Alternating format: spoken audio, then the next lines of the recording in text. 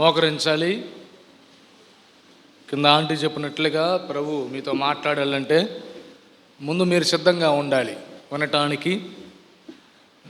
దేవుడు మరి ఆంటీ వాళ్ళతో అంకులతో మాట్లాడినప్పుడు ఆ మాటలు మీరు స్వీకరిస్తే మేలు పొందుతారు. పరిశుద్ధుడైన మా తండ్రి, కృపా కనికరం కలిగిన మా దేవ, మా రక్షకుడైన ప్రభు యేసుక్రీస్తు నామములో మీకెంతో వందనాలు, స్తోత్రాలు నాయనా. ఉదయకాలం తండ్రి 4వ రోజున మరి ప్రభువా మరి 7వ లెసన్ వినటానికి మీరు మాకు ఇచ్చిన శ్రేష్టమైన సమయాన్ని బట్టి స్తోత్రాలు. రాత్రంతా మంచి విశ్రాంతినిచ్చారు, స్తోత్రాలు. ఉదయకాలం తండ్రి ఈ సెక్షన్ కొరకే ప్రార్థన చేస్తున్నాం. నిలబడుతున్న మీద అవసరాలను జ్ఞాపకం చేసుకోండి, మీరే బలపరచండి, మీ ఆత్మతో నింపండి. ప్రభువా వినగలిగిన చెవిని, గ్రహించగలిగిన మనసు పిల్లలకు దయచేయండి. వందనాలు చెల్లించుకుంటూ వచ్చిన వారందరిని బట్టి స్తోత్రాలు. ఇంకా ఎవరైతే రావాలో వారిని సకలం నడిపించమని ఈ దినమంతరి కొరకు ప్రార్థన చేస్తూ వందనములు స్తోత్రములు చెల్లించుకుంటూ యేసుక్రీస్తు నామములో ప్రార్థన చేస్తూ అడిగి వేడుకొంచున్నాం తండ్రి, ఆమేన్.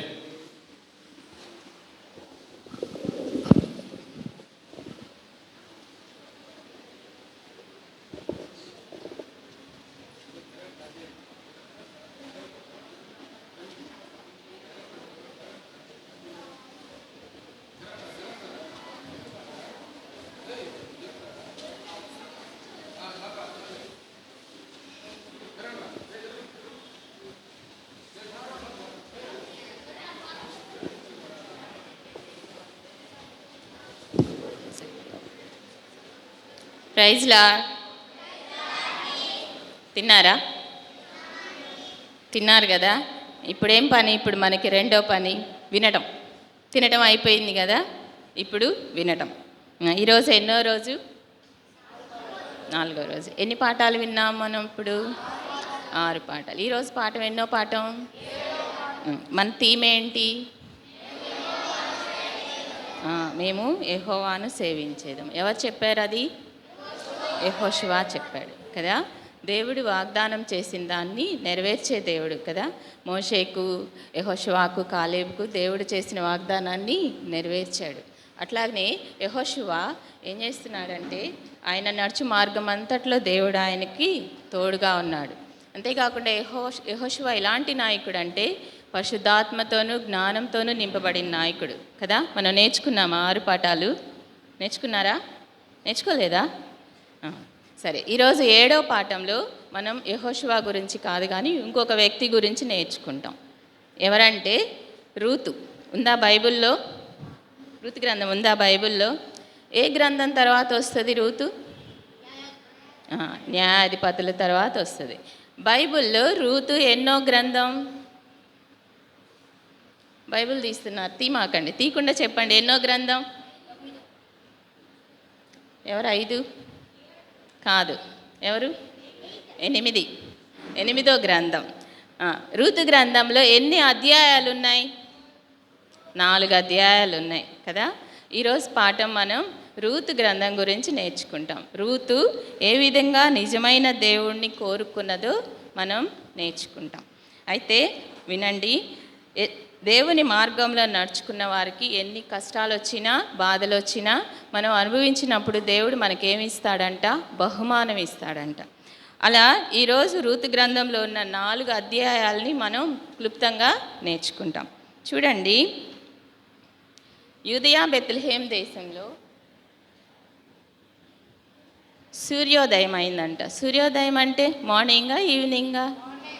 మార్నింగేనా? మార్నింగ్ అయిందంట.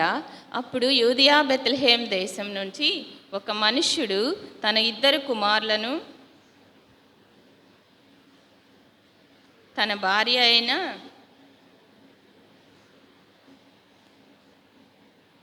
తన భార్యను వెంటబెట్టుకొని వేరొక దేశానికి వెళ్తున్నాడు.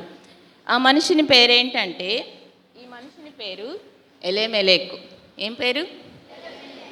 ఆయన 2 కుమారులు ఉన్నారా పక్కన? వారి పేర్లు, ఒకరి పేరు మహ్లోను, రెండో వారి పేరు కిల్యోను. ఆయన భార్య పేరు నయోమి.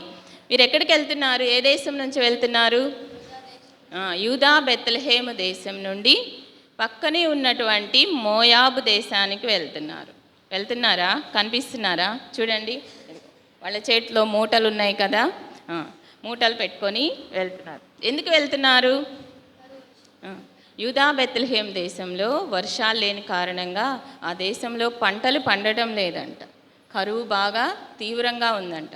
దానివల్ల వాళ్ళు ఏం చేస్తున్నారంటే చాలా దినాలు వాళ్ళకి ఆహారం లేక ఉపవాసం ఉన్నారంట. మనం ఒక్కరోజు ఉపవాసం ఉంటేనే నీరసించిపోతాం కదా, కానీ వాళ్ళకి ఆ దేశంలో ఆహారం లేక చాలా దినాలు ఉపవాసం ఉన్నారంట. దానిని బట్టి వాళ్ళు అక్కడి నుంచి పక్కనే ఉన్న మోయాబ్ దేశంలో దేవుడు సమృద్ధి అయిన ఆహారం ఇస్తున్నాడని విని అక్కడికి వెళుతున్నారంట. అయితే వారు సంతోషంగా ఉన్నారా? లేరు. ఎందుకంటే మోయాబ్ దేశానికి వెళ్తున్నందుకు నయోమి చాలా విచారంగా ఉందంట. ఎందుకంటే మోయాబ్ దేశం ఎలాంటిది? రే నాకు చైతన్య, మోయాబ్ దేశం ఎలాంటిదంటే అది విగ్రహాలు, చేతితో చేయబడిన కేమోషు అనే దేవతల్ని పూజిస్తూ ఉంటారంట ఆ దేశంలో.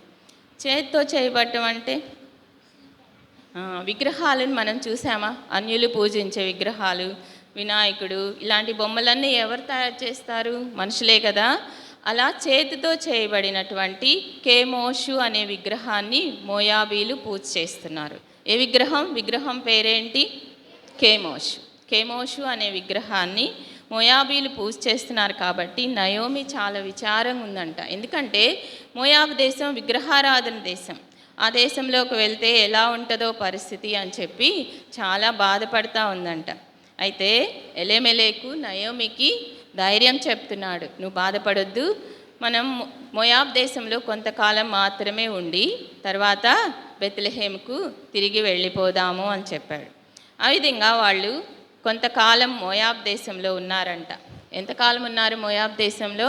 10 సంవత్సరాలు మోయాబ్ దేశంలో ఉన్నారు. ఎన్ని సంవత్సరాలు?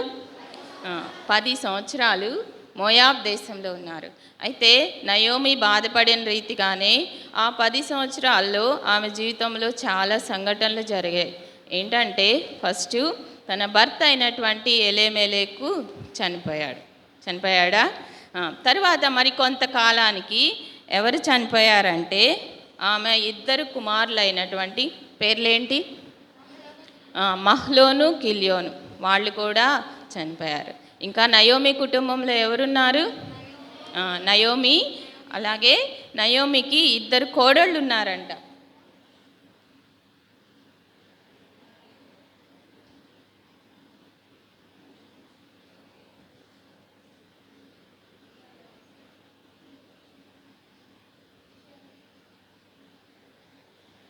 నయోమికి 2 కోడళ్ళు ఉన్నారంట. ఒక ఆమె పేరు ఓర్పా, ఇంకొక ఆమె పేరు రూతు. ఇప్పుడు ఎంతమంది? ముగ్గురు కదా ఉన్నారు. అయితే వారికి తినడానికి ఆహారం లేదంట. ఎందుకంటే మోయాబ్ దేశంలో ఒక ఆచారం ఉంది. ఏంటంటే స్త్రీలు ఇంట్లో నుంచి బయటికి వెళ్ళరంట. పురుషులు మాత్రమే బయటికి వెళ్ళి సంపాదించుకొని వస్తారు, స్త్రీలు ఇంట్లోనే ఉంటారు. ఇప్పుడు ఆ కుటుంబంలో ఎంతమంది ఉన్నారు? 3 ఆడవాళ్లే కదా, మగవాళ్ళు లేరు.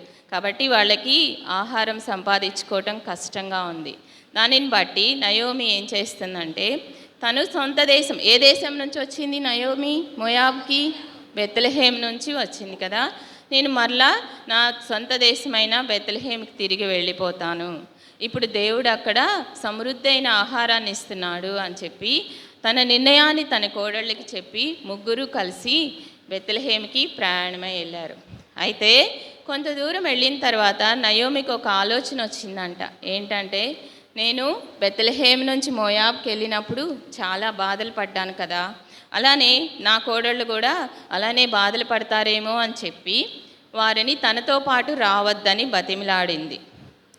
అయితే వాళ్ళ కోడళ్ళు ఏం చెప్తున్నారు? మేము వెనక్కి తిరిగి వెళ్ళాము, మేము నీతోటే వస్తామని చెప్పినప్పుడు నయోమి ఏం చెప్తుంది? వద్దు, మీరు నాతో రావద్దు, మీరు మీ సొంత దేశమైన మోయాబుకు తిరిగి వెళ్ళిపోండి, మీ తల్లిదండ్రుల దగ్గరకు వెళ్ళండి, మీరు మరలా వివాహం చేసుకొని మీరు సంతోషంగా ఉండండి, దేవుడు మిమ్మల్ని ఆశీర్వదిస్తాడు అని చెప్పింది. అయితే వాళ్ళకి నయోమి అంటే చాలా ఇష్టమంట. అందుకని వాళ్ళు ఏం చేస్తున్నారు? వెళ్ళడానికి ఇష్టపడట్లేదు. అయినప్పటికీ నయోమి ఏం చెప్తుంది? మీరు వెళ్ళిపోండి అని చెప్పినప్పుడు వారిలో ఒకరైనటువంటి ఓర్పా వెళ్ళిపోవడానికి నిర్ణయించుకుంది. ఆమె తర్వాత ఏం చేస్తుంది?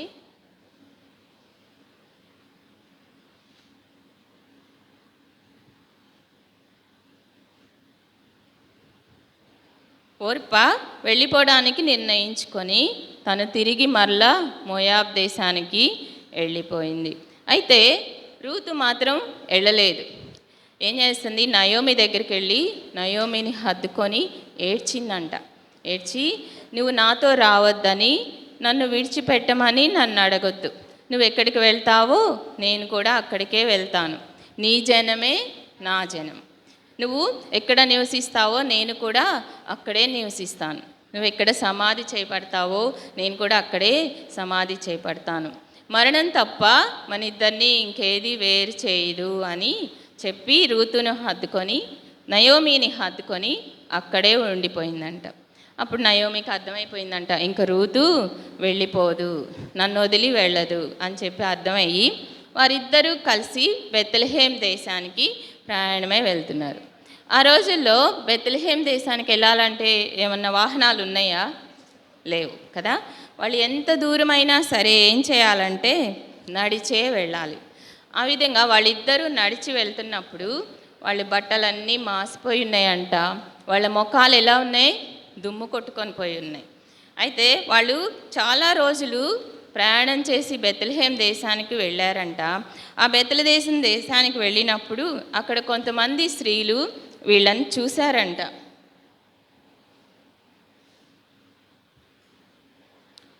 చూశారు కానీ నయోమిని వాళ్ళెవ్వరూ గుర్తుపట్టలేదు.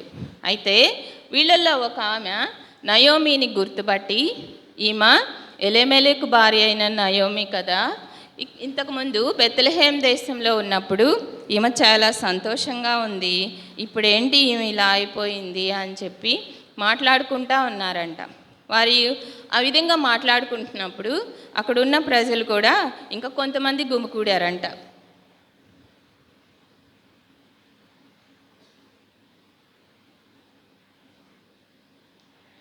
ఇలా అందరూ వచ్చి చేరేసరికి, వాళ్ళందరినీ చూసేసరికి నయోమికి ఏడుపు వచ్చేసిందంట. మనకు కూడా అంతే కదా, ఏదైనా బాధ కలిగితే మన సొంత వాళ్ళ దగ్గరికి రాగానే మనకేమొస్తుంది? ఏడుపు వస్తుంది.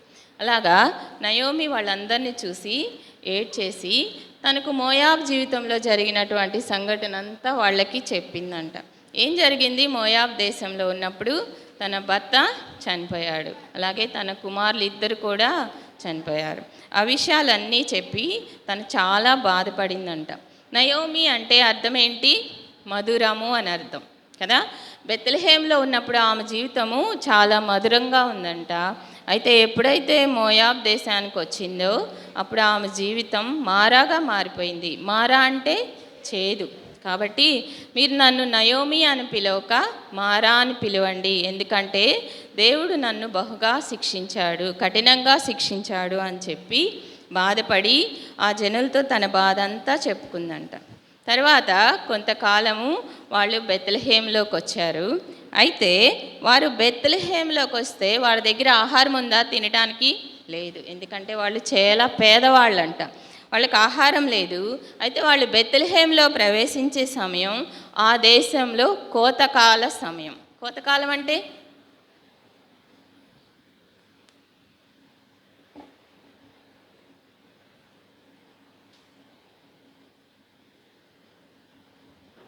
కోతకాల సమయం. పంట చేతికి వచ్చినప్పుడు కోస్తారు కదా. ఇప్పుడు మనకు ఒక చెట్టు ఉంది, చెట్టుకు కాయ చిన్న పిండి వస్తుంది, కొన్ని రోజులు అయిన తర్వాత అది కాయ అవుతుంది. ఆ టైం వచ్చినప్పుడు మనం దాన్ని కోయాలి అని తెలుస్తుంది. అలానే ఇప్పుడు పంట వాళ్ళకి కోసే టైం అనమాట. వాళ్ళు బెత్లెహేంలో ప్రవేశించినప్పుడు పొలంలో అందరూ పంటని కోస్తూ ఉన్నారంట. అప్పుడు నయోమిని అడిగిందంట రూతు, నేను కూడా వెళ్ళి మన కోసం పరిగను ఏరుకొని వస్తాను అని చెప్పి రూతు నయోమిని అడిగింది.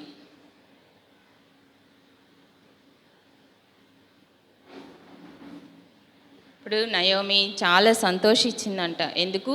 వారికి ఆహారం కోసం రూతు కూడా వెళ్ళి తీసుకొని వస్తానని చెప్పినప్పుడు నయోమి చాలా సంతోషించిందంట. రూతు కూడా పొలం దగ్గరికి వెళ్ళి వారిని అడుగుతుందంట, అయ్యా నేను మీ పొలంలో పరిగె ఏరుకొనవచ్చా అని చెప్పి అడుగుతుందంట. అప్పుడు వాళ్ళు ఏమన్నారు? ఏరుకోమని చెప్పారు. ఈ విధంగా రూతు పొలంలో పరిగె ఏరుకుంటానికి వెళ్ళింది. చూడండి బైబిల్లో లేవియాకాండము 23-22.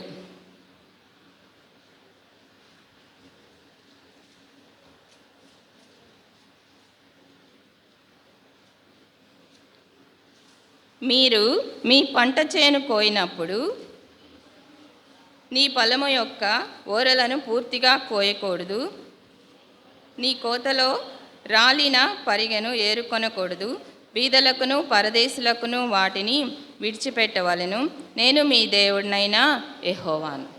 ఆ విధంగా పొలంలో వాళ్ళు పనిచేస్తున్నప్పుడు కొన్ని పరిగెను కొన్ని ఓరలను వదిలిపెట్టేసి వెళ్తున్నారంట. చూడండి ఇదిగో ఇలా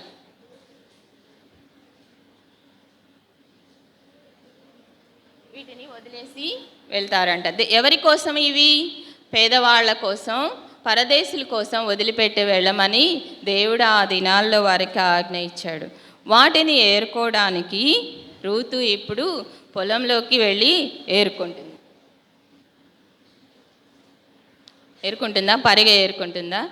వాళ్ళు వదిలేసిన పరిగెను ఏరుకుంటుంది. ఈ విధంగా రూతు ఉదయం నుంచి మధ్యాహ్నం వరకు పొలంలో పనిచేస్తానే ఉందంట. అప్పుడు బాగా ఎండ ఎక్కువగా ఉందంట, అయినా కూడా రూతు పనిచేస్తూనే ఉంది.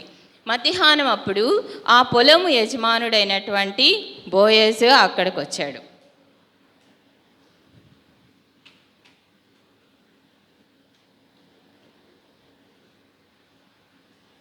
ఏం పేరు? బోయజ్.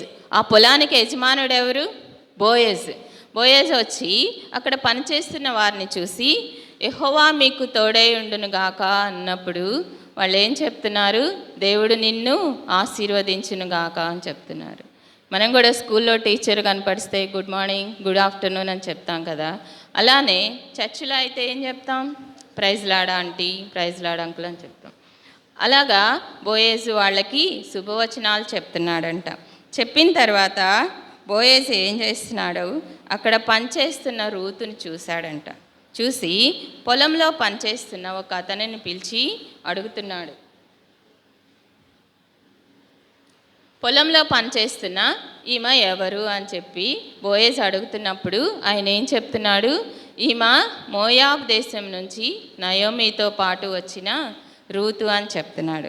అప్పటికే ఆ దేశంలో రూతు గురించి అంతా పాకిపోయిందంట. ఆమె సత్ప్రవర్తన గురించి అందరూ విన్నారంట. అప్పుడు బోయేజు ఏం చెప్తున్నాడు? మీరెవ్వరు, యవనస్తులు ఎవ్వరు ఆమె జోలి వెళ్ళకూడదు అని చెప్పి, అంతేకాకుండా మీరు పొలం కోసేటప్పుడు పిడికిళ్లతో ఆమె కోసం వదిలేసేయండి, పరిగెను వదిలేసేయమని చెప్పాడంట. ఎందుకు? ఆమె ఎక్కువగా సమకూర్చుకోవటం కోసం, ఎక్కువ ధాన్యాన్ని సమకూర్చుకోవటం కోసం బోయేజు ఆ విధంగా చెప్పాడంట. తర్వాత బోయేజు మళ్ళా రూతు దగ్గరికి వెళ్ళి ఏం చెప్తున్నాడంటే, నా కుమారి, నువ్వు నా పొలంలోనే పరిగె ఏరుకో, నువ్వు వేరొక పొలంలోకి వెళ్ళకూడదు. ఎందుకంటే నువ్వు నీ జోలు రాకుండా నేను యవనస్తులకు ఆజ్ఞాపించి ఉన్నాను. ఒకవేళ నీకు విశ్రాంతి తీసుకోవాలనిపిస్తే పొలంలోనే ఇక్కడ విశ్రాంతి తీసుకో. అంతేకాకుండా మంచినీళ్ళు దాహమైనప్పుడు పనివారు కుండలో నీళ్లు చేదిపోస్తారు, నువ్వు వాటిని తాగు, పనివారితో కలిసి భోజనం చేయమని అడుగుతున్నాడు. నా పనివారితోనే కలిసి నువ్వు భోజనం చేయి అని చెప్తున్నాడు. ఈ విధంగా చెప్పినప్పుడు అంతేకాకుండా బోయేజు రూతుని ఆశీర్వదిస్తున్నాడంట. ఏమని?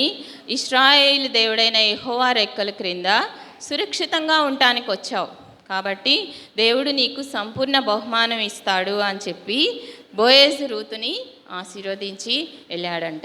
ఇవన్నీ జరిగినప్పుడు రూతుకి చాలా ఆశ్చర్యం వేసింది. ఎందుకు? బోయేజు ఎవరో ఆమెకి తెలీదు. అయినప్పటికీ బోయేజు ఆ విషయంలో చాలా దయ కలిగి ఉన్నాడు. దానిని బట్టి రూతుకి చాలా ఆశ్చర్యం వేసిందంట. ఉదయం నుంచి సాయంత్రం వరకు పొలంలో పనిచేస్తూనే ఉంది. సాయంత్రం ఆమె పనిచేసినటువంటి పరిగెను దుల్లగొట్టినప్పుడు అవి ఎన్నైనాయి అంట? 2 మెడైనాయి అంట.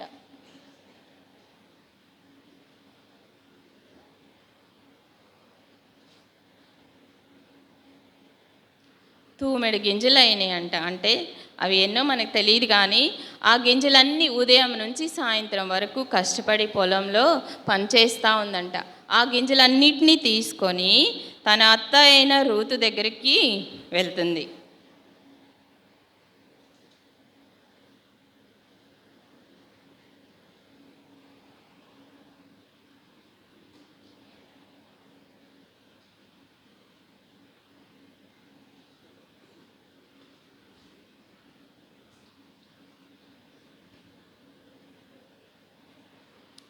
కనిపిస్తుందా? ఆ గింజలన్నిటినీ తీసుకొని తన అత్త అయిన రూతు దగ్గరికి వెళ్ళినప్పుడు అవి చూస్తే చాలా ఉన్నాయంట. నయోమికి ఆశ్చర్యం వేసిందంట. ఇంత ధాన్యం మనకి ఎవరిచ్చారు ఈ ఊర్లో అని అడిగి, నువ్వు ఎవరి పొలంలో పనిచేసావు అని అడిగినప్పుడు రూతు ఏం చెప్తుంది? నేను బోయజ్ పొలంలో పనిచేశాను అని చెప్తుంది. ఇప్పుడు నయోమి ఎంతో సంతోషించి, బోయజ్ మనకి సమీప బంధువుడే కాబట్టి నువ్వు ఆయన పొలంలోనే పనిచేయి అని చెప్పింది. ఈ విధంగా రూతు ఉదయం నుంచి సాయంత్రం వరకు పొలంలో పనిచేస్తూ ఉందంట. చాలా దినాలు ఆ విధంగా పనిచేసిన తర్వాత బోయజ్ పొలంలో కోతకాలం అయిపోయిందంట. పంట కోసే కాలము అయిపోయిందంట. అయితే ఇప్పుడు వాళ్ళకి ధాన్యం కావాలంటే మళ్ళీ వేరే పొలంలోకి వెళ్ళాలి కదా, అక్కడ పరిస్థితి ఎలా ఉంటుందో అని చెప్పి నయోమి చాలా బాధపడినప్పుడు దేవుడు ఆమెకు ఒక ఆలోచన ఇచ్చాడు. ఏంటంటే బోయజ్ వాళ్ళకి సమీప బంధువుడు అంటే హెబ్రీ భాషలో గోయల్ అంటారు. గోయల్ అంటే తెలుగులో ఏంటంటే విమోచకుడు అని అర్థం. విమోచకుడు కదా, మన యేసయ్య కూడా మనకి విమోచకుడుగా ఉన్నాడు. అలా నయోమి ఏం చెప్పిందంటే రూతుకి, బోయజ్ మనకి సమీప బంధువుడు. చూడండి, ద్వితీయోపదేశ కాండము 25:5-10 మీరు చదవవసరం లేదు, కానీ తర్వాత చదువుకోండి. దాంట్లో సమీప బంధువుని ధర్మం గురించి ఏమి రాసిపెట్టి ఉందంటే, ఇశ్రాయేలీల దేశంలో ఒక నిబంధన, ఒక కట్టడను దేవుడు ఆ దినాల్లో పెట్టాడు. ఏంటంటే ఒక పురుషుడు స్త్రీని వివాహం చేసుకొని సంతానం లేకుండా చనిపోతే ఆ పురుషుని సహోదరుడు మాత్రమే ఆ స్త్రీని వివాహం చేసుకొని చనిపోయిన పురుషుని తరపున సంతానం కంటాడు. వాడు పెద్దవాడైనప్పుడు చనిపోయిన పురుషుని ఆస్తికి వారసుని చేస్తారనమాట. ఆ విధంగా చనిపోయిన పురుషుడు ఇశ్రాయేలీల సమాజంలో వాని పేరు కొట్టివేయబడకుండా ఉండటానికి దేవుడు అలాంటి కట్టడను నిబంధనను ఇశ్రాయేల్ ప్రజల్లో ఏర్పాటు చేశాడు. దానిని బట్టి ఇప్పుడు బోయజు రూతు భర్తకి సహోదరుడు అవుతాడు. కాబట్టి రూతును విడిపించే హక్కు ఎవరికి ఉంది?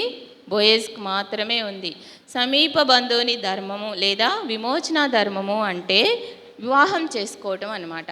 కాబట్టి నయోమికి ఆలోచన వచ్చినప్పుడు తన ఆలోచన అంతా రూతుకి వివరించి చెప్పిందంట. ఈ విధంగా బోయజ్ మనకి సమీప బంధువుడు అవుతాడు, విడిపించే హక్కు ఎవరికి ఉంది? బోయజ్కి మాత్రమే ఉంది అని చెప్పి తను చెప్పిన ప్రకారము రోజు రూతు ఏం చేస్తుందంట, రాత్రులు బోయజ్ కళ్యాణికి వెళుతూ తనకి విమోచన ధర్మం జరిగించమని బోయజ్ని రోజు ప్రేరేపిస్తూ వచ్చిందంట. అయితే ఇంకొక నిబంధన కూడా ఇశ్రాయేల్ ప్రజల్లో దేవుడు నియమించాడు. ఏంటంటే చూడండి, ద్వితీయోపదేశ కాండము 23:3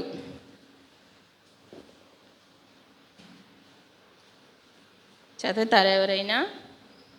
ద్వితీయోపదేశ కాండము అమోడీడే కానీ మోయాబీడే కానీ సమాజంలో చేరకూడదు. యెహోవా సమాజంలో చేరకూడదు. ఎన్నో తరం వరకు?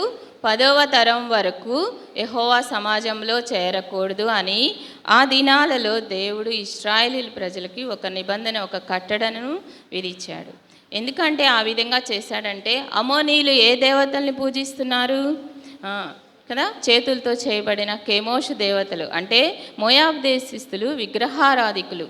వారు ఇశ్రాయేల్ ప్రజలు వాళ్ళని వివాహం చేసుకుంటే వీరు కూడా విగ్రహారాధనలోకి వెళ్ళిపోతారు అనే ఉద్దేశంతో దేవుడు ఆ దినాల్లో అలాంటి కట్టడనను నియమించాడు. దానిని బట్టి రూతు బోయేజుని వివాహం చేసుకోమని అడుగుతున్నప్పటికీ బోయేజు ఒప్పుకున్నాడంట. ఎందుకు?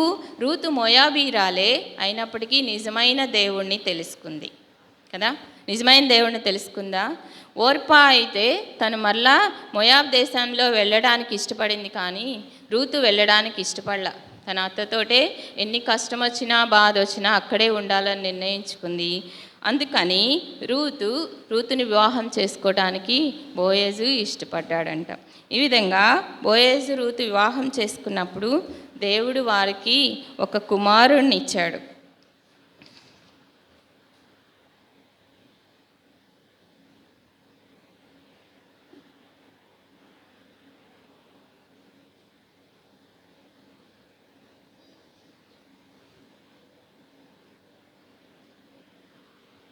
కుమారుణ్ణి ఇచ్చారు. అయితే మళ్ళా ఆ కుమారుణ్ణి చూడటానికి అక్కడ ఉన్న వాళ్ళందరూ వచ్చారంట.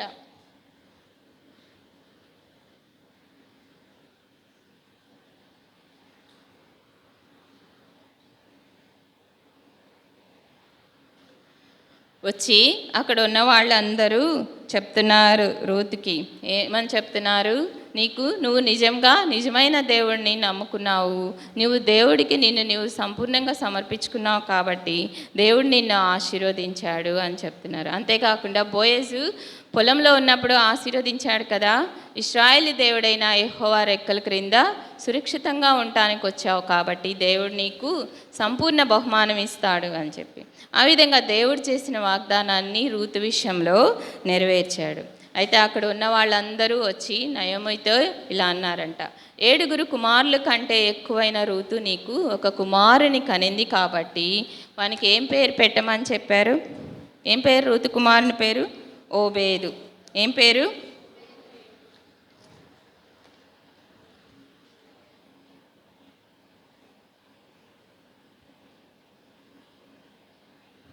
ఓబేదు అను పేరు పెట్టు, ఎందుకంటే ఇతడు ఏం చేస్తాడు, నీ ప్రాణమును ఓదార్చి ముసలితనమందు నీకు పోషకుడుగా ఉంటాడు కాబట్టి ఇతనికి ఓబేదు అని పేరు పెట్టమని చెప్పాడు.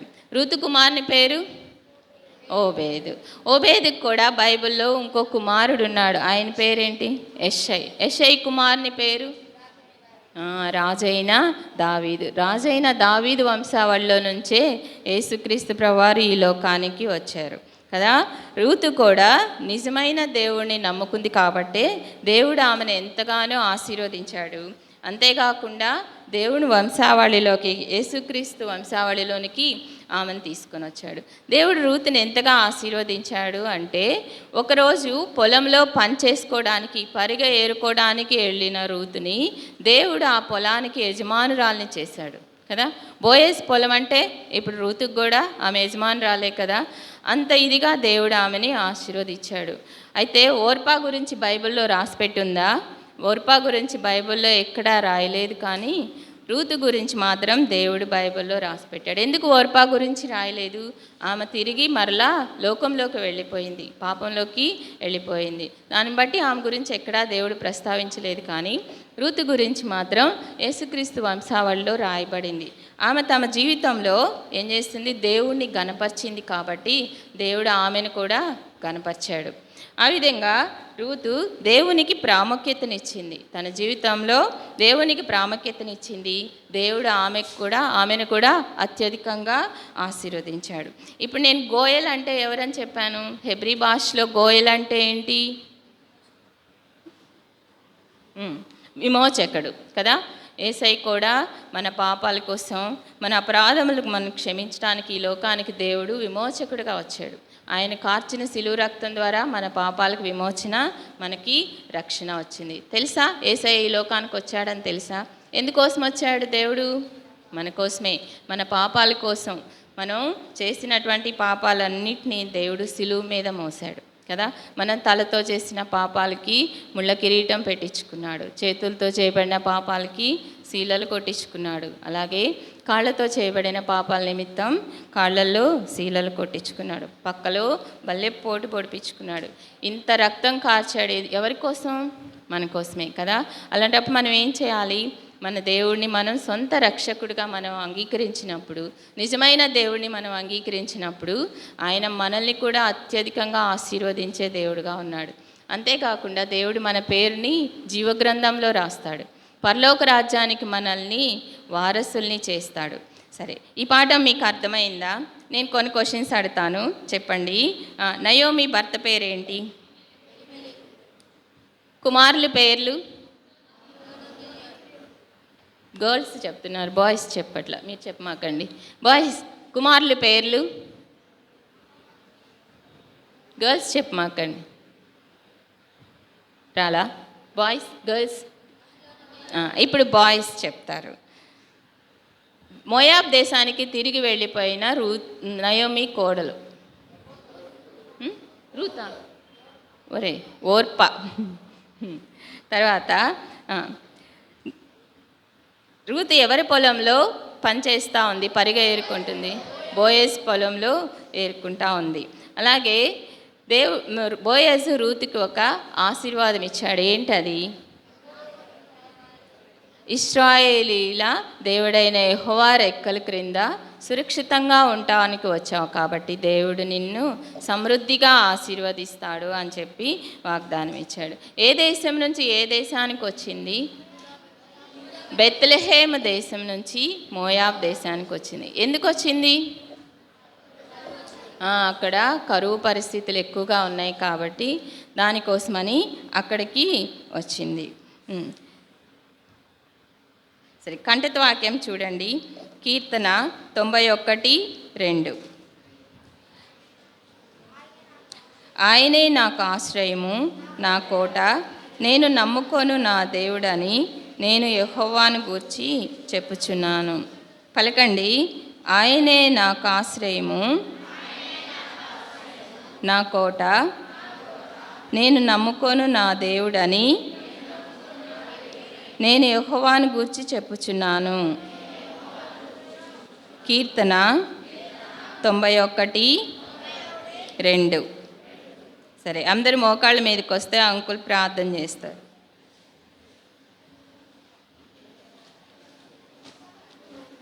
ప్రార్థన. అంకుల్ నిద్రపోతున్నారు.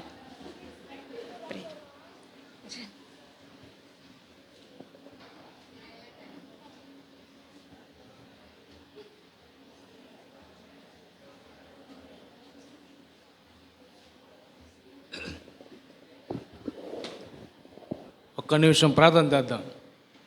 కథ అన్నాం కదా,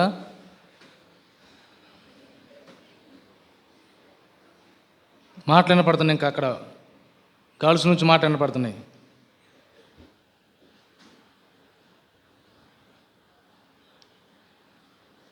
నయోమి తన కుటుంబం ఏమైందో మోయాబు దేశం నుంచి మరి బెత్లెహేముకి రావటం ద్వారా తనతో పాటు తన కోడలైన రూతు కూడా రాగలిగింది. అయితే బెత్లెహేము నుంచి మోయాబుకి వెళ్ళటం ద్వారా భర్తను, ఇద్దరు కుమారులను బాగొట్టుకుంది. నష్టం.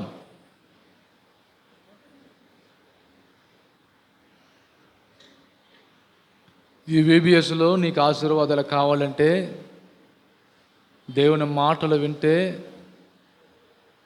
దేవుని ఆశీర్వాదాలు చూస్తావు. దేవుని మాటలు వింటే నీకు ఆశీర్వాదం. చిన్న ప్రార్థన చేసుకో. పరిశుద్ధుడా, నీ కొందనాలు, నీ ప్రేమకై స్తోత్రాలు. 7వ పాఠం ప్రభువా, నీ బిడ్డలు వింటూ వచ్చారు. తండ్రి, నయోమి తన జీవితంలో మరి తన కోల్పోతా వచ్చిన సంగతులను అట్లా రూతు ద్వారా ఎలాగైతే మరలా సమకూర్చబడిందో, బిడ్డలు కొడతాం, బిడ్డలతో మీరు మాట్లాడినందుకే వందనాలు అయ్యా. మరి బెత్లెహేములో కరువు, అటు వర్షాలు కారణం చేత మరి తండ్రి, అటు మోయాబు దేశంలో పాపముతో నిండిన దేశం, ఇట్లా ప్రభు విగ్రహారాధనతో నిండిన దేశం, ఎంతో నష్టం. ఇట్లా నీ బిడ్డల తండ్రి ఈ లోకంలో అటు నేను కలిగి ఉండే భాగ్యం దయచే. నీ ఆశీర్వాదంతో మీ బిడ్డలు నింపండి. సమయంలో తండ్రి మరి మీ దాసుల ద్వారా మీరు మాట్లాడుతూ వచ్చినందుకే వందనాలు. ఎవరైతే మరి తండ్రి ఈ స్టోరీని జాగ్రత్తగా విన్నారో, ఇప్పుడు గ్రూపులకు వెళ్తున్నారు ప్రభువా, గ్రూప్ డిస్కషన్లో కూడా తండ్రి వారికే వాళ్ళు ప్రశ్నలు రాయటానికి సహాయం చేయండి. కృప చూపించమని వేడుకుంటూ వందనాలు చెల్లిస్తూ యేసుక్రీస్తు నామంలో ప్రార్థన చేస్తూ అడిగి వేడుకొంచున్నాం తండ్రి. ఆమె. నిన్న మీరు ఎవరెక్కడ కూర్చున్నారో